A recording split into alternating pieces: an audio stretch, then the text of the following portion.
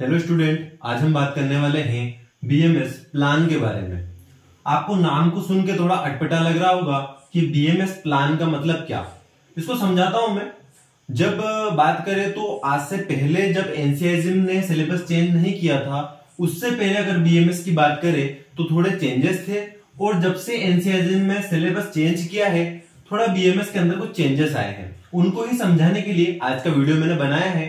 इसको आप समझेंगे तो आपको बीएमएस पढ़ने में जो नया सिलेबस आया है उसको पढ़ने में थोड़ा आसानी होगी, क्योंकि जब सिलेबस चेंज हुआ था उस टाइम में वीडियो नहीं बना पाया था। तो यहाँ पर कुछ चीजें मैं आपको समझाना चाहता हूँ। बीएमएस प्लान, ठीक है।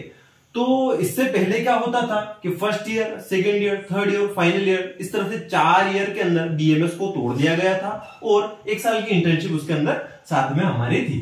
अब यहाँ पर क्या हुआ है, एनसीईआरटी के न्यू सिलेबस के अकॉर्डिंग हमारा जो बीएमएस है 3 प्रोब के अंदर तोड़ दिया गया है। First probe, second probe, third probe, ठीक है। साथ ही साथ इसी के अंदर इन्होंने क्या किया, जो हमारे जो सब्जेक्ट थे, जो first year, second year, third year और फाइनल ईयर के अंदर डिवाइडेड थे, उन्होंने इनको मर्ज करके 3 प्रोब के अंदर ही फिक्स कर दिया।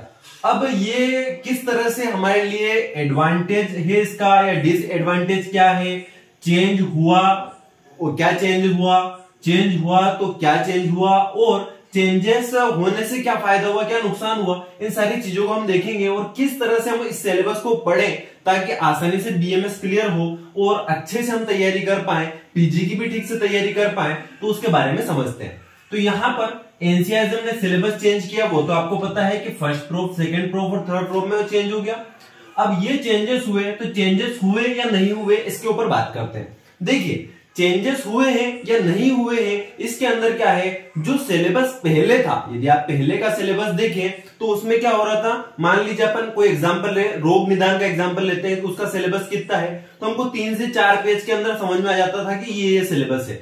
लेकिन जब से एनसीईआरटी ने सिलेबस चेंज किया है, उसके अंदर क्या कर दिया है, उसी सिलेबस को 30 पेज, 40 पेज, 80 पेज के एक फॉर्मेट में दे दिया है, ठीक है। अब उन्होंने बहुत सारी चीजें उसके अंदर चेंजेस करी है। अब सिलेबस जो हुआ है वो चेंज उसके अंदर नहीं हुआ है, लेकिन बस उसको जिस तरह से पढ़ाना चाहिए या उसका डिवाइडेशन के लो, वो इन्होंने चेंज किया है। सिलेबस के अंदर कोई चेंजेस नहीं हुआ है, ठीक है। तो चेंजेस नहीं हुआ है, ठीक है। चेंजेस यहां पर बात करें, चेंजेस नहीं हुआ है। जो चीज पहले थी वो कि वही रोग निदान के अंदर पढ़ाई जा रही है, बस उसके अंदर थोड़े बहुत उसको किस तरह से पढ़ना चाहिए, उसका जो तरीका है उसको चेंज किया गया है, ठीक है। बात करें उसका डिवाइडेशन कर दिया है इन्होंने कि भाई टर्म टेस्ट इन्होंने ले लिया कि 3 टर्म होंगे, तो फर्स्ट टर्म के अंदर कौन सा पूछा जाएगा, सेकंड टर्म के अंदर कौन सा पूछा जाएगा, थर्ड टर्म के अंदर कौन सा पूछा जाएगा। तो उसी सिलेबस को और टुकड़ों में तोड़ के उनके अंदर उनको डिवाइड कर दिया, ये चेंजेस किया। बात करें ओवरऑल, बात करें कि यार ओवरऑल सिलेबस जो पहले का था और अभी जो चेंज हुआ उसके अंदर चेंज हुआ है, तो उसके अंदर बहुत सा माइन्यूट सा चेंजेस हुआ है, कोई ज्यादा चेंजेस नहीं हुए। तो जो पुराने वीडियो है वो भी आपके लिए उतने ही हेल्पफुल रहेंगे नए सिलेबस के आने के बाद भी, ठीक है। अब बात करें यहां पर क्या फायदा हुआ, क्या नुकसान हुआ। देखिए, फायदा ये हुआ कि फायदा होने से क्या होता है, देखिए मान लीजिए वहां पर 3 टर्म के अंदर उन्होंने डिवाइड कर दिया है, तो लगातार जो टेस्ट होंगे उससे क्या होगा, स्टूडेंट बार बार उस चीज को पढ़ता रहेगा, ठीक है। एक टुकड़े टुकड़े के अंदर यदि 3 टर्म टेस्ट हो रहे हैं तो फर्स्ट टर्म के अंदर थोड़ा टुकड़ा आ गया, उसको पढ़ा, उसका टेस्ट हो गया। सेकेंड टर्म हुआ, उसके अंदर पूरा पढ़ा, उसका टेस्ट हो गया। थर्ड टर्म हुआ, उसके अंदर पढ़ा, उसका टेस्ट हो गया, ठीक है। तो वो क्या हुआ, साथ के साथ थोड़े थोड़े टुकड़े में उसको पढ़ते गए। क्योंकि पहले अगर बात करें तो पीयू एग्जाम होती थी, उसके अंदर सारा एक साथ पूछ लिया जाता था, और टीचर अगर टेस्ट ले रहा है क्लास के अंदर तो बस वही रहते थे, लेकिन स्टूडेंट के ऊपर स्टूडेंट प्रेशर लेके उस चीज को पढ़ाई नहीं करता था। लेकिन यहाँ पर टर्म को तोड़ दिया तो वो क्या हो गए, कंपलसरी हो गए, तो स्टूडेंट को पढ़ना जरूरी हो गया, तो वो टर्म के अकॉर्डिंग पढ़ने लग गए। तो क्या हो गया, छोटे छोटे टुकड़ों में पढ़ाई होने लग गई, जिससे क्या हो जाएगा, अगर वो छोटे छोटे टुकड़ों में पढ़ाई करेगा तो उसके लिए क्या होगा, पीजी के लिए भी फायदेमंद होगा, ठीक है, क्योंकि सारी चीजें उसको पढ़ना पड़ेगी।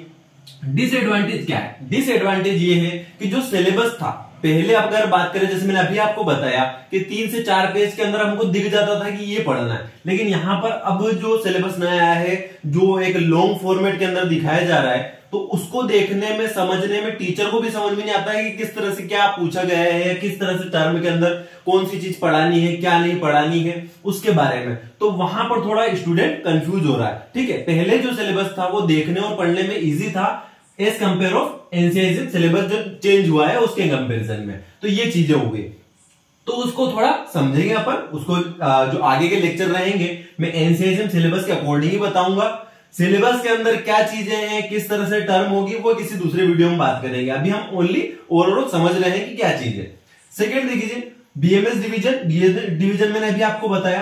पहले क्या होता था, first year, second year, third year, final year की तरह लेते थे। अब 3 टुकड़ों में तोड़ दिया। उसके अंदर भी मैंने आपको इसी पॉइंट में समझा दिया कि किस तरह से टर्म टेस्ट के अकॉर्डिंग उसको पढ़ाया जाएगा। टर्म टेस्ट के अंदर ही हम क्या करेंगे, छोटे छोटे टुकड़ों में सब्जेक्ट के पार्ट को पढ़ लेंगे जो हमारे लिए बेनिफिशियल होगा। आगे बात करें स्टडी प्लान क्या होगा। अब स्टडी प्लान क्या होगा, स्टडी प्लान क्या होगा, यहां पर हम क्या करेंगे, पहले क्या करते थे, मान लीजिए अपन कोई भी टॉपिक को उठा के ले तो उस टॉपिक को ओवरऑल पढ़ लिया जाता था। मान लीजिए महारस को ले लिया तो महारस को हम क्या करते थे, पूरे महारस को एक साथ पढ़ लेते थे। लेकिन नए सिलेबस के अंदर उन्होंने क्या कर दिया, उन्होंने टुकड़ों टुकड़ों में उनको चेंज कर दिया। और टुकड़े टुकड़े में चेंज करने के बाद भी पहले ऐसा बोल दिया कि महारस पढ़ना है पहले के सिलेबस में, तो वहां पर क्या होता था, हमको महारस के अंदर टोटली पढ़ना पड़ता था। लेकिन यहां उन्होंने सिलेक्टेड चीजें कर दी है कि भाई आपको यही पढ़ना है। उन्होंने क्लियर बोल दिया है कि सिलेबस के अंदर भी लिखा हुआ है कि ये चीज आपको पढ़ना है। तो उस तरह से उसी सिलेबस को देखते हुए अपन आगे इसकी पढ़ाई करेंगे। तो मैंने आपको जैसे बताया कि आगे के वीडियो में हम देखेंगे किस तरह से उसको पढ़ना है। तो यहां पर जो चीजें थी उनको क्लियर आउट करने के लिए, थोड़े सिलेबस को समझाने के लिए, क्या आपके लिए प्रॉफिटेबल हुआ, क्या प्रॉफिटेबल नहीं है, क्या डिसएडवांटेज है, उसको समझाने के लिए, और थोड़ा आगे के लिए हमारे चैनल के थ्रू आपको क्या मिलने वाला है, किस तरह से मैं पढ़ाऊंगा, तो उसके बारे में यह वीडियो था। यहां पर जो आगे के वीडियो रहेंगे, कुछ वीडियो के अंदर मैं ओल्ड सिलेबस के अकॉर्डिंग भी पढ़ाऊंगा, क्योंकि कुछ जो ईयर है, थर्ड ईयर और फाइनल ईयर, उनके लिए पुराना जो सिलेबस है वो चलेगा 1-2 साल के लिए, फिर बाकी वही चलेगा, नया आ जाएगा। तो नए जो सिलेबस में पढ़ाऊंगा, पहले मैं फर्स्ट ईयर को नहीं पढ़ाता था लेकिन अब सेकेंड ईयर से पढ़ाता था, तो अब क्या होगा, फर्स्ट ईयर के अंदर ही, फर्स्ट ग्रुप के अंदर ही वो सब्जेक्ट जो सेकेंड ईयर के इंक्लूड हो गए, तो उनको भी हम एनसीईआरटी के सिलेबस के अकॉर्डिंग पढ़ाना स्टार्ट कर देंगे। तो आपके लिए वो चीज भी अब आगे से मैं एनसीईआरटी सिलेबस के अकॉर्डिंग पढ़ाने लग जाऊंगा। तो जो सिलेबस है वो भी आपको समझाता जाऊंगा, किस तरह से आपके अंदर टर्म के अंदर क्वेश्चन पूछे जाएंगे, किस तरह से टर्म का डिवाइडेशन है, किस तरह से आपके नंबर काउंट होंगे। तो वो सारी चीजें भी मैं आपको अलग अलग वीडियो के अंदर बताता रहूंगा थोड़ा थोड़ा, ताकि आपको सिलेबस भी समझ में आता जाए। तो इस तरह से हमारा बीएमएस प्लान रहेगा। तो दोस्तों वीडियो अच्छा लगा हो तो वीडियो को लाइक कर दीजिए, अपने फ्रेंड्स के साथ शेयर कर दीजिए। यदि आप मास्टरमाइंड चैनल पर नए हैं तो प्लीज चैनल को सब्सक्राइब कर दीजिए, बेल आइकन को प्रेस कर दीजिए ताकि आने वाली वीडियो की अपडेट आपको मिलती रहे। Thank you.